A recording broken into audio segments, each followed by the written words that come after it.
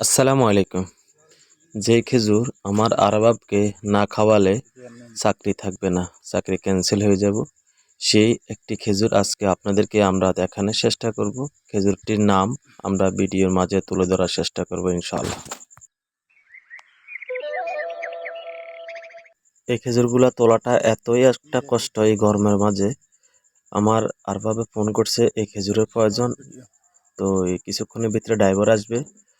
এই কারণে আমরা 4 জন মানুষ এই খেজুরগুলা লইয়ে পারাপারি করতেছি। 5 থেকে 6 কেজি খেজুর আমরা তুলতে পারছি। এই খেজুরটা যদি আপনি শীতকালে খান তাহলে আপনার খাতা কম্বল কিছু লাগবে না, এতই গরম এই খেজুরটা।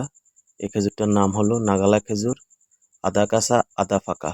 খেজুরটা খুব ভালো, শক্তিশালী, খেতেও খুব টেস্ট।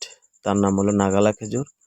এই খেজুরটির কেজি কাঁচা আমরা বিক্রি করি 25 থেকে